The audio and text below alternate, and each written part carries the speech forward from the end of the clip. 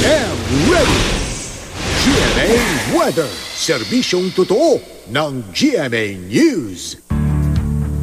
Good morning mga kapuso. Kasunod po ng naiulat na ilang inmates sa Lawag Provincial Jail na nakaranas ng hypertension at heat stroke, paalala mga kapuso, posible rin po itong maranasan natin sa pagpasok ng tag-init.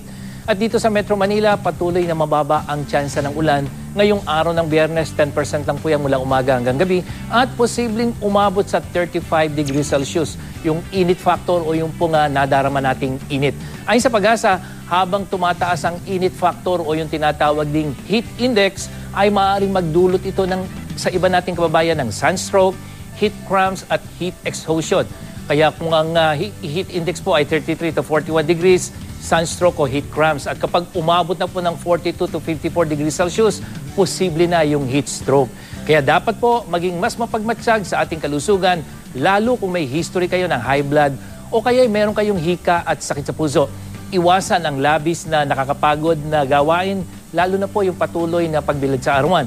Panatilihing presko ang pananamit at hydrated ang katawan o dalasan pa ang pag-inom ng tubig. Sa iba pang bahagi naman ng Luzon, posibleng muli ang pulupulong mahinang ulan. Base po yan sa datos ng Pag-asa dyan sa may eastern section. At ang ulan po ayon sa Pag-asa ay epekto pa rin ng umiiral na hanging amihan. Sa Visayas, sa mga isla naman ng Samar at Leyte ang magkakaroon ng mahina hanggang katamtamang ulan.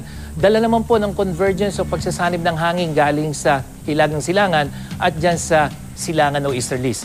Sa Mindanao, pinaka-apektado ng ulan ang rehiyon ng Caraga pero posible rin ng mga mahinang pagulan dyan sa northern section hanggang dyan sa may Zamboanga Peninsula. Ito ang latest mula sa GMA Weather. Ako po si Nathaniel Cruz. Magplano para sigurado. I am ready. Serbisyong totoo ng GMA News.